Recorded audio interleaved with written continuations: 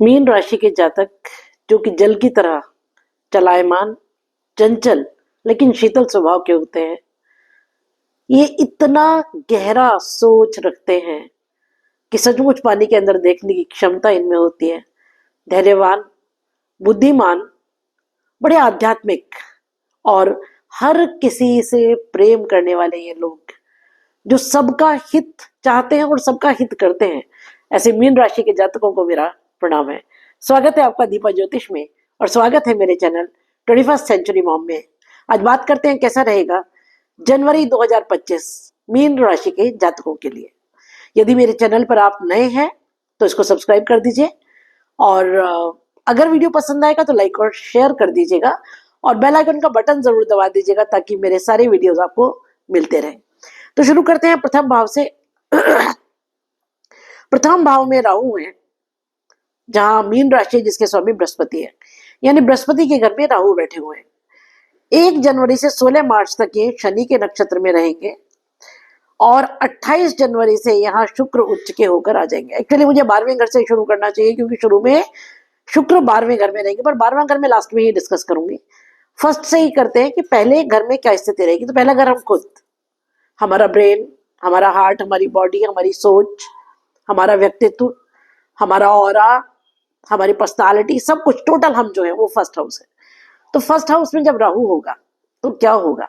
राहु छल, राहु कपट, राहु अमर्यादित सोच, राहु किसी काम को करने के 1000 तरीके, और राहु कहता है पूरे ब्रह्मांड को निकलने के बाद कि अभी मिला ही क्या है, अभी तो शुरुआत भी नहीं हुई। ऐसा है राहु। तो जब राहु शनि के नक्षत्र में होगा, राहु अमर्यादित सोच, मर्यादाहीन, और शनि अनुशासन, मर्यादा, वृद्ध ग्रह, जो कि बहुत सोच समझ करके और न्यायपूर्ण और न्यायप्रिय काम करवाता है। तो अब क्या होगा कि राहु आपको छल करने के लिए, छल बल से चीजें करने के लिए प्रेरित तो करेगा, पर शनि रोक लेगा।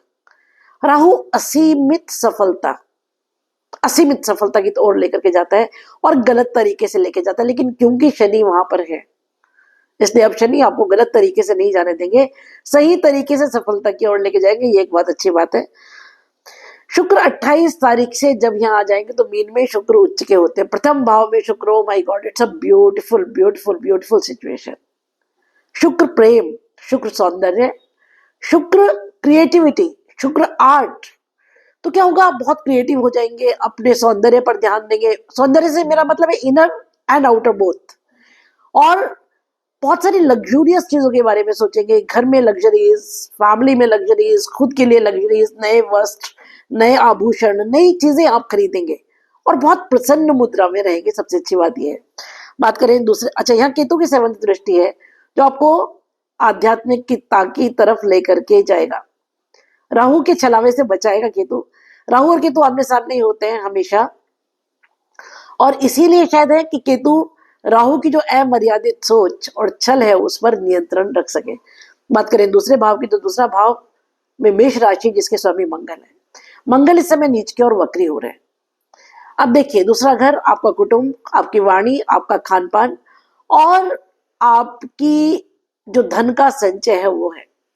दूसरे घर का स्वामी जब नीच और वक्री होगा तो क्या होगा? पहले मैं आपको समझाऊं मंगल का या किसी भी ग्रह का नीच होना क्या होता है। कोई भी ग्रह जब नीच होता है तो उसकी एनर्जी लो हो जाती है। तो जब उसकी एनर्जी लो होगी तो क्या होगा? मंगल यानी उत्साह, मंगल यानी एनर्जी, मंगल यानी हमारे शरीर में ब्लड। तो अगर हमारे शरीर में खून ही नहीं रहेगा या शरीर में एनर्जी नहीं होगी तो हम काम ही नहीं कर पाएंगे, और जब काम नहीं कर पाएंगे तो गुस्सा आएगा। तो मंगल जब नीच होता है तो क्या होता है कि हम एनर्जी लेस हो जाते हैं और गुस्सा आता है, चोट फैट खाते हैं, एक्सीडेंट्स होते हैं, हॉस्पिटल जाते हैं। लेकिन मंगल वक्री भी साथ में हो गया है तो उससे क्या होगा? उसका नीच प्रभाव बहुत हद तक कम हो जाएगा। मैं ऐसा नहीं कहूंगी कि नहीं बिल्कुल खत्म हो जाएगा, वो तो नहीं होगा, लेकिन काफी हद तक कम हो जाएगा क्योंकि मंगल नीच के साथ वक्री हो गया है। तो जो आपका दूसरा भाव है उसके बारे में थोड़ा सा आपको ख्याल रखना पड़ेगा। अपने परिवार में ध्यान रखिए, कुटुंब जनों के साथ ध्यान रखिए, थोड़ा सा वाणी का ध्यान रखिए, थोड़ा खाने पीने का ध्यान रखिए। बात करें तीसरे घर की, तो तीसरे घर की स्थिति बहुत अच्छी है। यहाँ वृष राशि में शुक्र में बृहस्पति है वक्री होकर। कोई भी ग्रह जब वक्री होता है तो उसकी ताकत बढ़ जाती है। क्रूर ग्रह वक्री होगा तो उसका क्रूरत्व बढ़ेगा, शुभ ग्रह वक्री होगा तो उसका शुभत्व बढ़ेगा। बृहस्पति से शुभ ग्रह तो कोई है ही नहीं, तो अब बृहस्पति का शुभत्व 100 गुना बढ़ जाएगा जब वो वक्री होंगे, पहली बात। दूसरी बात ये कि कोई भी ग्रह जब वक्री होते हैं तो अपने से एक घर पहले के भी फल देता है। तो क्या होगा कि दूसरे घर में जो मंगल नीच का प्रभाव है वो काफी हद तक कम हो जाएगा। कुटुंब में, वाणी में, भोजन में, धन के संचय में उतना नुकसान वाली स्थिति नहीं होगी जितनी हो सकती थी। तीसरी बात, जो आपका तीसरा घर है वो पराक्रम है, छोटे बहन भाई है, आपका पड़ोस है और आपका कम्युनिकेशन है। तो कम्युनिकेशन आपका गजब हो जाएगा, बहुत बुद्धिमत्ता से, बड़ी आध्यात्मिकता की बड़ी अच्छी बातें आप करेंगे और अपने बड़े से बड़े काम बना पाएंगे। और सबसे अच्छी बात क्या है कि यहाँ पर जब बृहस्पति वक्री होंगे तो उनकी पूर्ण दृष्टि आपके भाग्य भाव पर होगी। 9वें भाव में बृहस्पति कारक है, तो क्या होगा कि बृहस्पति यहां पर बहुत अच्छा भाग्योदय करेंगे, गजब फल मिलेंगे इस भाग्य वाले भाव के आपको। पराक्रम से भाग्योदय है ना, एस्ट्रोलॉजी कोई बहुत मुश्किल सब्जेक्ट नहीं है, थोड़ा सा आप कोशिश करेंगे तो समझ आएगा। बृहस्पति जब पराक्रम में बैठेंगे तो अपने ही पराक्रम से आपका भाग्योदय होगा, छोटे बहन भाई का भला होगा, छोटे बहन भाई से आपको लाभ होगा, छोटी यात्राओं से लाभ होगा और मैक्सिमम काम आपके अपने कम्युनिकेशन से बनेंगे। जो लोग मीडिया में हैं, जो फिल्म इंडस्ट्री में हैं, जो लोग आईटी में, उनके लिए बहुत अच्छा समय है। बात करें चतुर्थ भाव की तो चतुर्थ भाव में मंगल वक्री होकर के 21 जनवरी से आएंगे। उसके पहले वो पंचम भाव में नीच के और वक्री हो रहे हैं। पंचम भाव कि मैं पहले डिस्कस करती हूँ, चतुर्थ भाव बाद में डिस्कस करूंगी। पंचम भाव आपका संतान, विद्या, बुद्धि, आपके प्रेम प्रसंग। तो मंगल जब यहाँ नीच और वक्री होंगे तो थोड़ा सा आपको इस बात बारे में ख्याल रखना पड़ेगा। जो स्त्रियां संतान सुख की ओर अग्रसर है उनको थोड़ा सा विशेष ध्यान रखने की जरूरत है। संतान के साथ अपने संबंधों का थोड़ा सा ख्याल रखें और संतान के स्वास्थ्य का थोड़ा ध्यान रखें। अगर आपके कोई प्रेम प्रसंग है तो वहां पर थोड़ा सा अपनी वाणी को संभालिएगा। अब बात करें चतुर्थ भाव की। चतुर्थ भाव सुख, माता, भूमि, भवन, वाहन, आपका पैतृक स्थान। यहाँ पर मंगल वक्री हैं, 21 जनवरी से लौट करके पीछे वाले घर में आएंगे। तो चतुर्थ भाव भूमि का भाव है और मंगल यहाँ पर कारक है उस हिसाब से। हालांकि मंगल उच्च के दशम भाव में होते हैं लेकिन भूमि पुत्री तो है मंगल, तो भले ही नीच के और वक्री होकर के यहाँ है लेकिन भूमि, भवन, वाहन का सुख आपको देंगे। और थोड़ा सा आपको माता जी के स्वास्थ्य का ख्याल रखना पड़ेगा। यहाँ पर सूर्य और बुध की सूर्य की 14 जनवरी तक और बुध की 24 जनवरी तक पूर्ण दृष्टि है, जो कि इस घर को हाईलाइट करेगा, इनलाइट करेगा। तो कोई अच्छा काम यहाँ पर आपके पैतृक स्थान पर डेफिनेटली होगा। कोई शुभ काम हो सकता है, कोई बड़ा काम हो सकता है, कुछ आप पहले से प्लानिंग कर रहे थे उसमें गवर्नमेंट का सहयोग आपको मिलेगा। पंचम भाव पर आपके सूर्य की, बुध की और राहु की दृष्टि है, तो सूर्य कारक है पंचम भाव में, तो मंगल और नीच और वक्री के जो प्रभाव थे उनको काफी हद तक कम करेंगे। और राहु की पंचम दृष्टि यहाँ पर होने से क्या होगा कि मंगल और राहु मिलकर के अंगारक योग बनाते हैं। तो जैसा कि मैंने कहा कि थोड़ा सा ख्याल तो आपको संतान का रखना होगा। बात करें छठे भाव की, तो छठे भाव में सिंह राशि जिसके स्वामी सूर्य बहुत अच्छी स्थिति में है। 14 जनवरी तक सूर्य आपके रहेंगे धनु में और उसके बाद वो मकर में चले जाएंगे 14 जनवरी से। तो षष्ठ भाव में किसी क्रूर ग्रह का राशि होना या किसी क्रूर ग्रह की दृष्टि होना बहुत अच्छा मानते हैं। यहाँ रोग, ऋण और शत्रु को वो समाप्त करेंगे। ऊपर से यहाँ शुक्र की पूर्ण संजीवनी दृष्टि होगी, तो रोग से, ऋण से और शत्रु से आपको छुटकारा मिलेगा। हाँ, जिन लोगों को थोड़ा सा डायबिटिक प्रॉब्लम है उनको थोड़ा सा ख्याल रखने की जरूरत है। बात करें सप्तम भाव की, तो सप्तम भाव में केतु है। यहाँ पर बृहस्पति की पंचम और जब शुक्र 28 तारीख से आपके फर्स्ट हाउस में आएंगे, शुक्र की पूर्ण संजीवनी उच्च दृष्टि होगी। सप्तम भाव आपका विवाह, वैवाहिक संबंध, आपका बिजनेस, आपका बिजनेस पार्टनर। तो केतु जब यहाँ रहेंगे, केतु अचानक के कारण है, केतु आपको सीधे रास्ते से ले जाते हैं, गलत रास्ते से नहीं ले जाते, लेकिन केतु विच्छेद, केतु विरक्ति, केतु आध्यात्मिकता। अब जब यहाँ पर केतु पर शुक्र की दृष्टि होगी और बृहस्पति की दृष्टि होगी तो आपके जो लाइफ पार्टनर है वो आध्यात्मिकता की तरफ जाएंगे, आपके संबंधों में पवित्रता आएगी, आपका जो बिजनेस है वो एथिकली आगे बढ़ेगा, अनएथिकली नहीं, वो बिजनेस एथिकली आगे बढ़ेगा। और राहु की सप्तम दृष्टि है तो अचानक कुछ अच्छे फल यहाँ पर मिलेंगे। जब यहाँ शुक्र की उच्च दृष्टि होगी तो आपका पति पत्नी का प्रेम बहुत बढ़ेगा, पति पत्नी के संबंध मधुर होंगे और बिजनेस में जबरदस्त उछाल आएगा, क्योंकि शुक्र धन, शुक्र प्रेम, शुक्र समृद्धि, शुक्र वैभव। बात करें आपके अष्टम भाव की, तो अष्टम भाव में तुला राशि है जिसके स्वामी शुक्र बहुत अच्छी स्थिति में है। शुरू में वो 12वें भाव में, 12वें भाव का शुक्र सबसे अच्छा माना जाता है, इससे अच्छा शुक्र कहीं और नहीं माना जाता। जबकि 12वां भाव व्यय भाव है, तो 12वां भाव में भाव शैया सुख, 12वां भाव में शुक्र का होना मतलब आपके जो खर्चे होंगे वो घर के सुख सुविधा वैभव पर होंगे, प्रेम बढ़ेगा, बाहर के लोगों से बहुत सारा फायदा होगा, विदेशी लोगों से बहुत सारा फायदा होगा। शुक्र 12वें भाव में रह करके आपके घर को सुख सुविधाओं प्रेम से बढ़ते हैं। हालांकि खर्चा कराते हैं लेकिन वो इन्वेस्टमेंट है जो आपको आगे फायदा देगा। यहाँ पर मंगल की चतुर्थ दृष्टि है अष्टम भाव पर। अष्टम भाव से हम आयु और मृत्यु का विचार करते हैं, अष्टम भाव से हम गुप्त रहस्यों का विचार करते हैं। जब भी इस घर पर सूर्य या मंगल उनके यहाँ उपस्थिति हो या उनकी दृष्टि हो तो वो इस घर को हाईलाइट करते हैं, एनलाइटन करते हैं। और क्योंकि आयु और मृत्यु का विचार हम यहाँ से करते हैं तो थोड़ा सा एक्सीडेंट प्रोन समय है, थोड़ा सा अपना व्हीकल चलाते समय चीजों को संभाले। बात करें आपके भाग्य भाव की, तो भाग्य भाव की स्थिति बहुत अच्छी है क्योंकि यहाँ पर बृहस्पति की पूर्ण दृष्टि है। हालांकि यहाँ का स्वामी जो है भाग्य का वो नीच और वक्री हो रहा है मंगल, तो चीजों में डिले तो होगा, डेफिनेटली होगा। कोई चीज आपको हफ्ते भर में मिलने वाली है वो 15 दिन में मिलेगी, लेकिन डिसअपॉइंट होने की जरूरत नहीं है, बिल्कुल भी, बिल्कुल डिसअपॉइंट मत होइए। क्यों?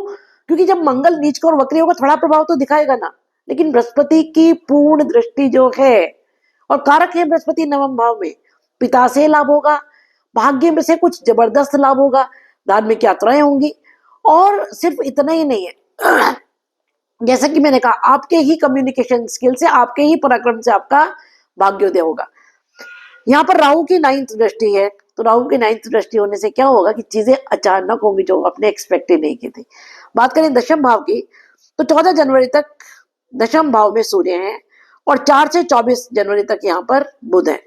सूर्य यहाँ 10 जनवरी से लेकर के उत्तराषाढ़ा नक्षत्र में है जो सूर्य का अपना नक्षत्र है। अब आप कहेंगे मैडम सूर्य, देखिए सबसे पहली बात दशम भाव में सूर्य कारक, राज्य से कोई जबरदस्त लाभ, वर्क प्लेस पर कोई जबरदस्त लाभ, नया जॉब, प्रमोशन, ट्रांसफर, गवर्नमेंट से कोई जबरदस्त लाभ इस समय आपको मिलेगा।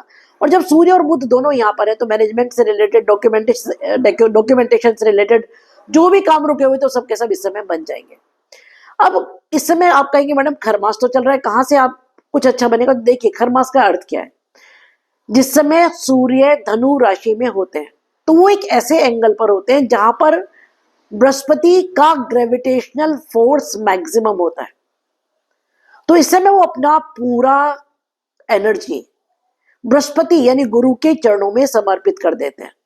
साइंटिफिक रीजन इसका ये कि बृहस्पति का ग्रेविटेशनल फोर्स सूर्य की एनर्जी को जबरदस्त तरीके से खींच लेता है। तो सूर्य की एनर्जी से तो हम चल रहे हैं, सूर्य तो हमारी आत्मा, पिता, लाइफ सूर्य ही तो है, बाकी 8 ग्रहों को रोशनी सूर्य तो देते हैं, तो वहां एनर्जी लो हो जाती है। इसलिए मना करते हैं इस समय कोई शुभ काम नहीं करना चाहिए। कोई बहुत बड़ी प्रॉब्लम नहीं है, कोई अशुभ समय नहीं है। बात यह है कि किसी शुभ काम को अगर आप लो एनर्जी से शुरू करेंगे तो उसका अंत क्या होगा। इसीलिए कहते हैं कि रुक जाओ भाई, 14 जनवरी के बाद जब सूर्य मकर में चला जाएगा उसको संक्रांति कहते हैं। तो 14 जनवरी के बाद जब 11वें भाव में आपके सूर्य आ जाएंगे वो मकर संक्रांति होगी। मकर संक्रांति का इतना इंपॉर्टेंस क्यों है? भीष्म पितामह ने 6 महीने तक शरशैया पर पड़े हुए सर्दी, गर्मी, धूप, बरसात सबको सहा था 14 जनवरी यानी उत्तरायण सूर्य के आने का इंतजार करने के लिए। ऐसा क्या है इस दिन में? देखिए हमारे सनातन में सब कुछ साइंटिफिक है, सब कुछ साइंटिफिक, सिर्फ समझने की जरूरत है। जब सूर्य नॉर्थ पोल में आ जाता है, अर्थ का नॉर्थ पोल ये है और सूर्य यहाँ है, तो क्या होगा? सन का ग्रेविटेशनल फोर्स उस समय नॉर्थ पोल के यहाँ पर इतना ज्यादा होता है कि जब किसी की मृत्यु होती है तो क्या होता है? आत्मा निकल करके ट्रेवल करती है, और आत्मा क्या है? Mini micro atom. इस मिनी माइक्रो एटम को जब सन का ग्रेविटेशनल पुल जबरदस्त मिलता है तो आत्मा बहुत फास्ट स्पीड से ऊपर के लोगों की ओर ट्रेवल करती है और पुनर्जन्म नहीं होता। इसीलिए कहते हैं कि जिसकी उत्तरायण में मृत्यु होती है, यानी सूर्य जब नॉर्थ पोल में रहता है तब जिसकी मृत्यु होती है उसको मोक्ष मिलता है। तो 11वां भाव आपका बहुत अच्छी स्थिति में है। 14 जनवरी से यहाँ सूर्य है, 24 जनवरी से बुध, और बृहस्पति की यहाँ पर 9th यानी अमृत दृष्टि है। मंगल की सप्तम और केतु की 5वीं दृष्टि भी है। कोई विशेष इच्छा पूर्ति होगी, जबरदस्त लाभ होगा, लेकिन फिर कह रही हूँ डिले होगा क्योंकि मंगल की सप्तम दृष्टि भी है। तो जो डिले होगा ना उससे घबराइएगा मत, उससे परेशान मत होइएगा, उम्मीद मत छोड़िएगा। कई बार ऐसा होता है कि हमें अगर 10 किलोमीटर रास्ता पार करना है तो 9 किलोमीटर तो कर लेते हैं, आखिरी 1 किलोमीटर पर आकर के बैठ जाते कि नहीं अब नहीं होगा, वही 1 किलोमीटर तो पार करना है, वही तो चैलेंज है। तो क्या होगा, काम सारे बनेंगे सारे, क्योंकि बाकी ग्रहों की स्थिति बहुत अच्छी, शुक्र बहुत अच्छी स्थिति में, बृहस्पति बहुत अच्छी स्थिति में, मैं शुक्र पर आऊंगी, मित्र की राशि में, वो भी 12th हाउस में बैठे, बहुत बढ़िया समय है। लेकिन चीजें उतना जल्दी नहीं मिलेंगी जितना जल्दी मिलनी चाहिए, और आप इंतजार करके थक जाएंगे, रोने पीटने पर आ जाएंगे, तब चीजें मिलेंगी। तो बस रोना पीटना नहीं कीजिएगा, थोड़ा सा इंतजार कीजिएगा।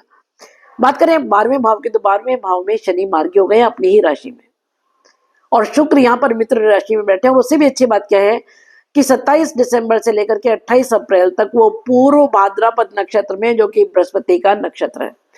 पूर्व भाद्रपद का अर्थ है भाग्यशाली प्रथम चरण, first foot, lucky first foot, यानी आप कदम आगे बढ़ाइए, वो भाग्यशाली होगा। इस समय आप जो काम इनिशिएट करेंगे, जो काम शुरू करेंगे, वो गजब पूरे होंगे। करके देखिएगा और मुझे कमेंट कीजिएगा।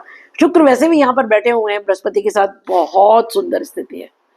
12वां घर हालांकि व्यय है, 12वां घर विदेश है, जेल है, अदालत है, अनाथाश्रम है, लेकिन 12वां घर एग्जिट भी तो है, 12वां घर पृथ्वी लोक से दूसरे लोगों की यात्रा भी तो है। इस घर में इस समय शनि और शुक्र का जो कॉम्बिनेशन, और दोनों की पूर्ण दृष्टि आपके 6ठे भाव पर, जो रोग ऋण और शत्रु का भाव है। किसी पुराने रोग से छुटकारा, ऋण से छुटकारा, शत्रुओं से छुटकारा, विदेश से जबरदस्त लाभ, पति और पत्नी के संबंधों में बहुत अच्छा मधुरता, परिवार में मधुरता, और अगर आपके कोर्ट कचहरी के कोई काम अटके हुए हैं, हॉस्पिटल्स के कोई काम अटके हुए हैं, उन सब से मुक्ति मिलेगी। ये मेरे प्रेडिक्शंस इस महीने के लिए। बहुत जल्दी ही मीन राशि का मैं वार्षिक फल आपके इस साइट पर डालूंगी, आप उसका थोड़ा सा इंतजार कीजिए। व्यस्त होने के कारण अभी तक नहीं डाल पाई हूँ, उसके लिए क्षमा प्रार्थी हूँ, जल्दी ही डाल दूंगी वीडियो पर। अच्छा हाँ, कुछ रेमेडीज मैं आपको बतला दूं। मंगल क्योंकि वक्री है, इसलिए हनुमान चालीसा या सुंदरकांड जरूर जरूर जरूर कीजिए। उसके अलावा एक चीज और है, वो ये है कि सूर्य को जल दीजिए इस समय, क्योंकि सूर्य ही सबका कारक है, मान के चलिए। अगर आप सिर्फ सूर्य को जल हमेशा देते हैं तो बहुत सारी प्रॉब्लम से निजात पा लेते हैं। ये 2 चीजें कर लीजिए, बहुत कुछ अच्छा होगा। मिलते हैं एक ऐसे वीडियो के लिए जल्दी, तब तक stay happy, stay blessed, Shubham भवतु, कल्याणम भवतु।